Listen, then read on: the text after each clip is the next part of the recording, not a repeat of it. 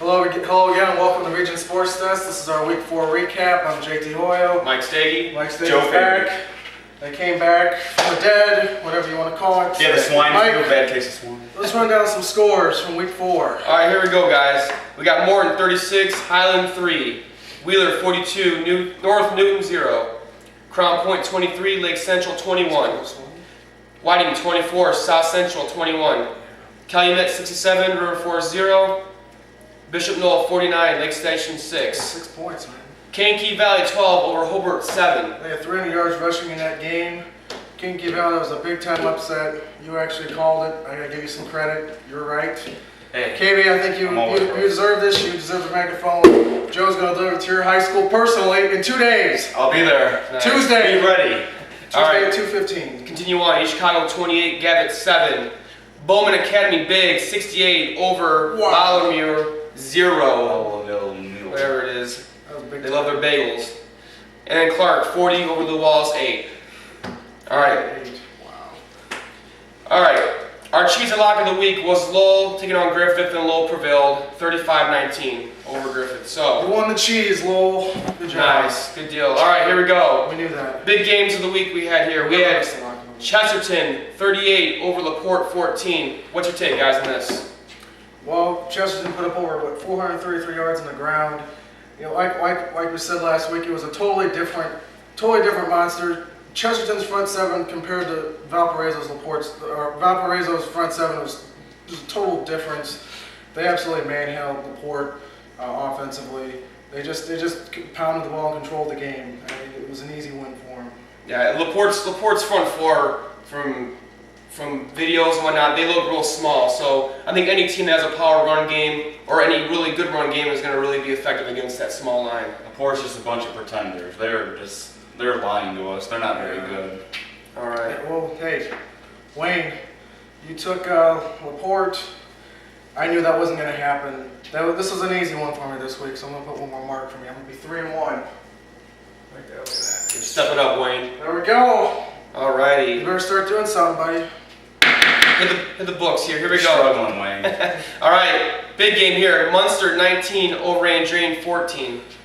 You know, Munster, they scored 19 points in the fourth quarter, and Drain was up. They had control of this game. Munster threw 3 touchdown passes in the fourth quarter. What else when you got our receivers, 6'3", going against our corner that's 5'9"? You just chuck it up to him. No, pray for them. He also plays defense too. He plays defensive back. I think he had a pick that game too to hold off Drain as well. So I was impressed. I didn't think Munster would beat him, but you know what? They pulled through. I thought Drain could beat him on an upset. It didn't happen. Yeah, that quarterback impressed me a lot. Munster's going to jump up. Give Munster a little bit of props, but I mean, come on. They're not even playing 5A competition, and they're already top 10 in 5A. I don't agree with that, but whatever. We'll see. All right, here we go. This is the game we went to. Maryville 49, Portage 27. This is we can comment all we want about this game because we were there through the thick of it. Obviously, it just comes down to Portage isn't tough enough up front defensively. They can't stop anybody running the football. They have 200-pound defensive ends. They can't stop anything. Their offense is all right, except when they get inside the 1 yard line. But got inside the 1 yard line. 1 yard line twice. Basically, if you're playing Portage, don't throw the football at all. Just run every single down. And the coordinator's so retarded, he'll still keep 2 safeties back deep, and he's like, oh, don't worry about it. That's the thing. He has to bring up that strong safety in the box, especially when Portage has their 2 starting defensive ends.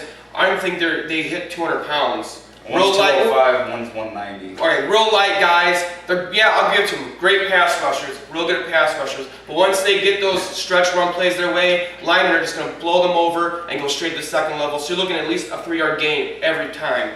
So they give up 350 yards on the ground. And the worst part is Maryville is probably the highest percentage passing team in the whole conference. So they're going to be playing teams like Chesterton, Valpo, LaPorte. They're going to do nothing but run the football right at them.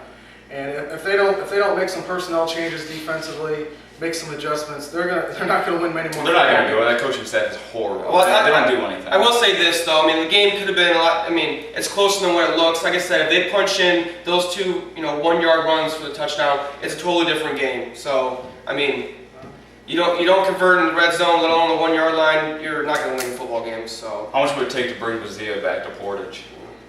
$250,000. I'll send him a megaphone. All right, here we go. Game of the week. Michigan State 21, Valparaiso 17, guys. I was surprised Valparaiso had control of this game. They came in with a real good game plan. I know they were running a lot of Wildcat. Both teams were running Wildcat in the game. Valpo was up 17-7. City scored 2 times in the fourth quarter, and they scored that last touchdown with 5 seconds to go. Yeah. So, I mean, yeah, I don't think Valparaiso is a great football team, but again, Michigan City winning another close game, that's got to say a lot about their football team. Playing on the road at Valpo after a really big, probably the biggest win in their program's history. That's still pretty impressive. They go out there and win. Then they're going to have another good one come up this They're going through the teeth of their schedule, and they're beating everybody. I don't care how it looks. You know, it's ugly, but They should be higher than Munster on the freaking schedule.